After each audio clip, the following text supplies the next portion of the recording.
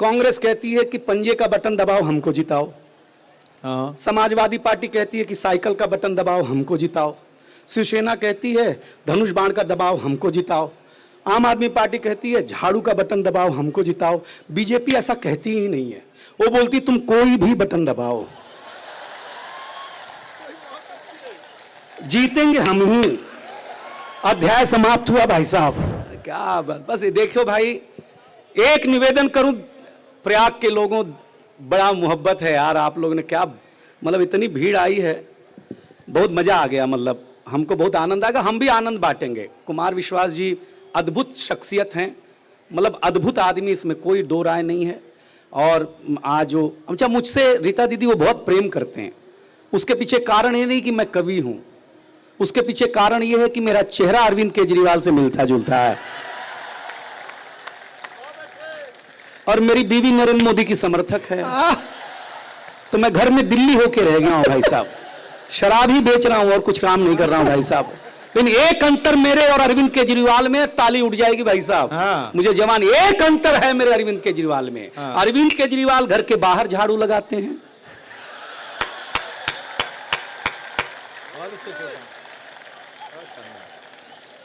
समझ गए ना? बस हम यही वाला सुनाएंगे आपको।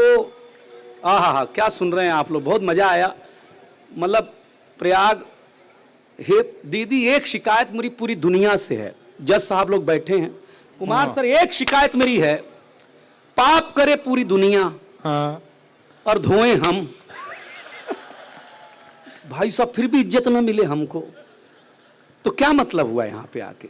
लेकिन प्रयाग है, इतने राजनेता नहाने आए, इतने लोग नहाने आए, वाह वाह, मजा आ गया। मतलब समझ रहे हैं आप लोग, हम नहीं आए क्योंकि हमने पाप किया ही नहीं किया तो नहीं आए धोने के लिए, उसमें कौन सी बड़ी बात है। राजनेता खूब आए, हमारी वित्त मंत्री भी आई नहाने के लिए जी, आई दीदी आई, निर्मला सीतारमण जी जैसे ही डुबकी लगा के बाहर आई तो एक नागा बाबा दिख गए, वो बाबा से आशीर्वाद मांगने लग गई। 5 मिनट आशीर्वाद मांगा तो बाबा भड़क गए, वो बोले मैं नागा बाबा हूं ही नहीं, मैं भारत का टैक्स पेयर हूं, जीएसटी देते देते इस हालत में आ गया हूं।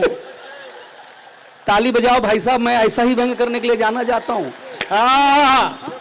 आनंद लेना आप, मैं जब सरकारों को अपनी जेब छोड़ करके औरों के जेब की चिंता करनी चाहिए, तब वो औरंगजेब की चिंता कर रही है। हाय हाय हाय हाय हाय, अच्छा है औरंगजेब। अच्छा लग रहा है मुझे। हाँ अरे क्या करे, लेकिन आप मेरे लायक हुए नहीं दोस्त, हम मूलतः गोरखपुर के हैं। हाँ, जन्म गोरखपुर का है। दीदी आपको बताएं हम एक बात, साधु संत अगर कृपा बरसाएं तो अच्छे अच्छों की किस्मत बदल जाती है। हमारे माननीय मुख्यमंत्री योगी आदित्यनाथ जी को देख लीजिए, उनकी कृपा जो बरसी तो बड़ी बड़ी गाड़ियां जो है बड़ी बड़ी, वो मुंह देखते रह गई और बुलडोजर सेलिब्रिटी हो गया। हाँ, पहले प्रधानमंत्री आवास योजना के अंतर्गत घर मिलता है, फिर बाबा बुलडोजर योजना के तहत तोड़ दिया जाता है। आनंद लेना, लेकिन आप मेरे लायक हो जाना दोस्तों। मुझे इतनी भीड़ में सुनाने की आदत नहीं है, महारथी लोग हैं। दूध को दूध, पानी को पानी कह दूं, मेघ की गर्जना दरिया की रवानी कह दूं, कैश ने लैला को जो भेजी थी निशानी कह दूं, सूर के पद मीरा की बानी कह दूं, अगर यूं ही चुप रहे तो कुछ कह ना पाऊंगा, जरा सा साथ दो तो दुनिया की कहानी कह दूं। लव यू यार। जज साहब जहां भी बैठे हो, मैं क्या ही छीनना पहचानना, लेकिन जज साहब एक शिकायत करेंगे हम, जज कार्यालय में इस साइड हैं। ये बेटे जज साहब, ये पीर का कुर्ता पहने हुए, पीर का कुर्ता, अरे भगवान, पियर का चाचा। जज होने के बाद भी आपने पीला पहना, यही बड़ी बात है। प्रेम का रंग है साहब। जज साहब आपको सही बता रहे हैं, हमारे पिताजी जज कार्यालय में क्लर्क होते थे। अच्छा, तो जब भी कोई जज साहब आते घर आके 3 लात मारते, ऐसी पढ़ाई करो जज बनो, ऐसी पढ़ाई करो। हर 3 साल में जज साहब का ट्रांसफर हो जाता, फिर आके धोते। तब से मैं ढूंढ रहा था कि जज साहब दिखते कैसे होंगे। और अगली बात पर यह भीड़ हाथ खड़ा कर देगी। मैंने उस दिन कसम खाई थी कि मैं जरूर ऐसा कोई काम करूंगा कि जज साहब नीचे बैठे होंगे। बेटे वाह,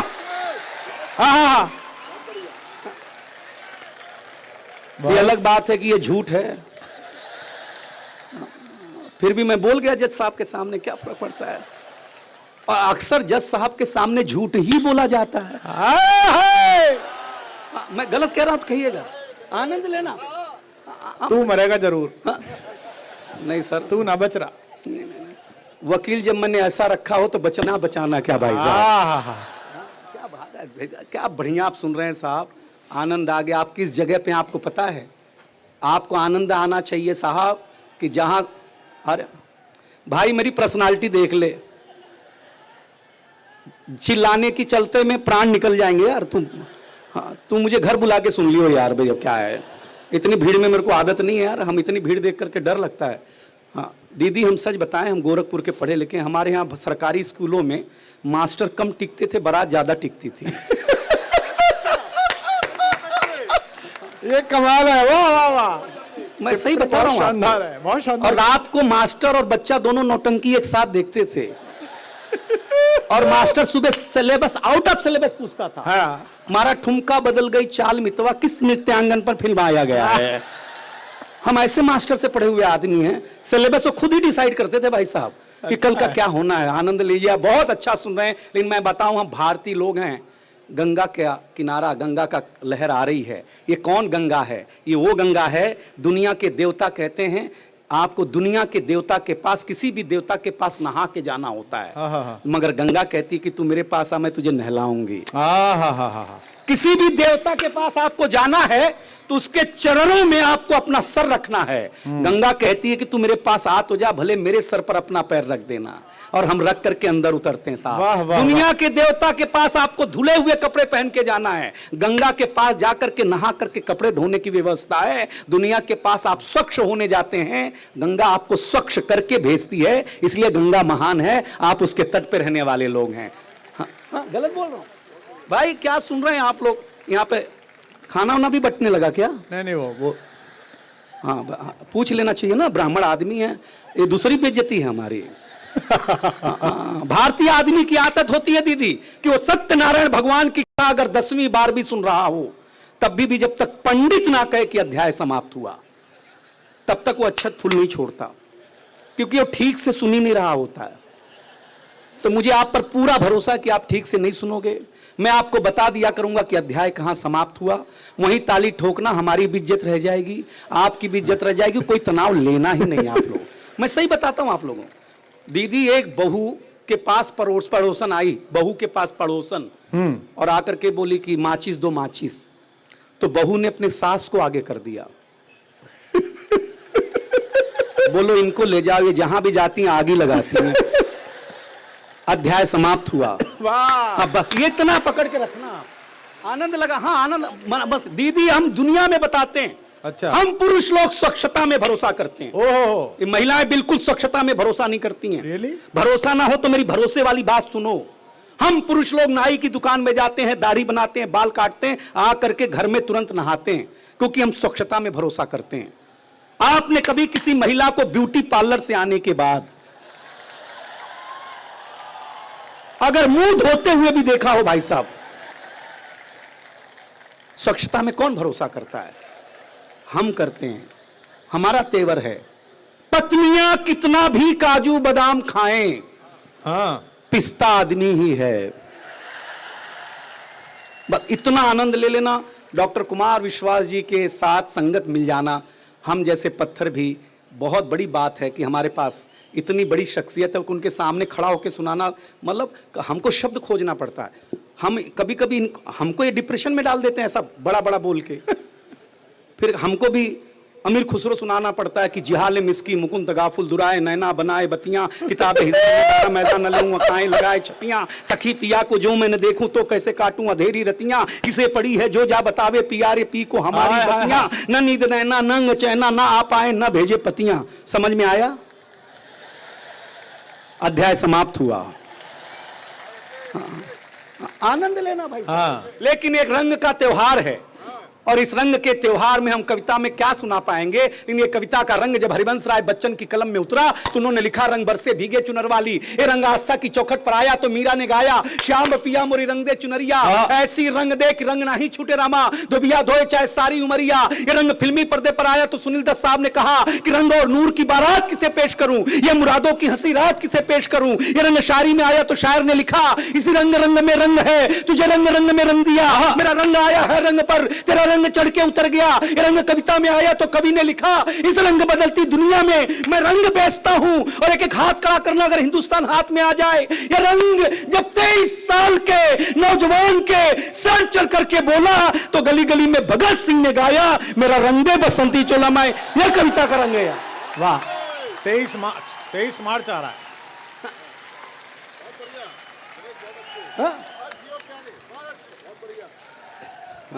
ये वाली ताली पहले बजा देते तो इतना खून खराबा नहीं करना पड़ता ना यार।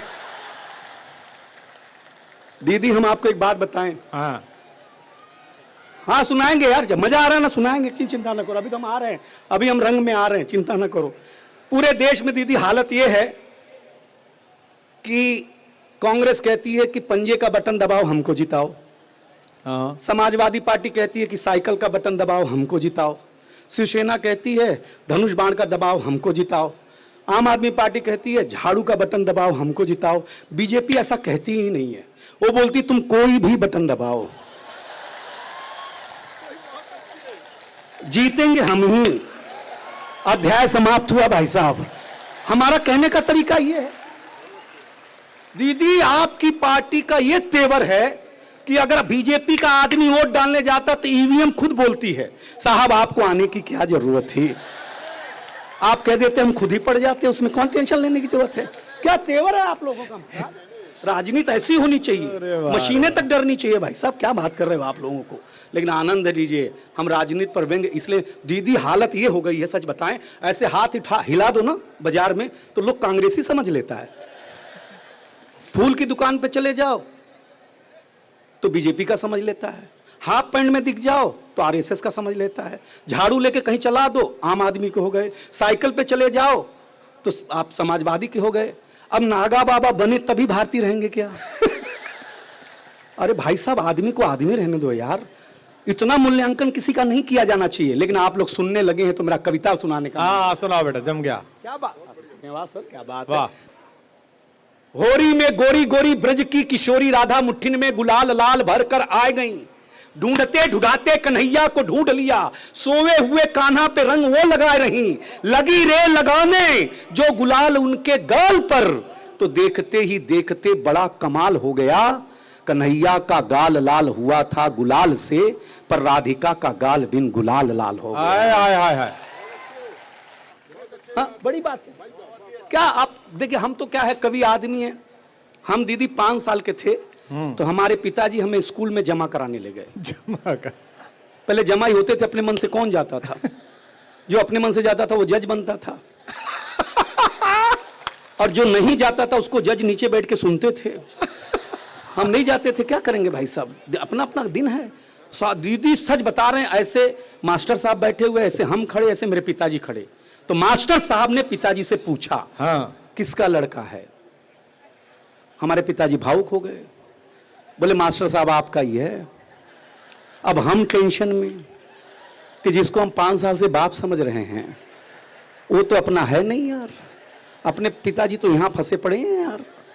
लेकिन एक टिप्पणी पर आपका हाथ चाहता हूं, साथ चाहता हूं। एक जमाना वो भी था कि पेड़ के नीचे बैठे हुए मास्टर को जब अपना बेटा सौंपता था कोई बाप, तो उसको मानता था कि आज से यही मेरा बाप है।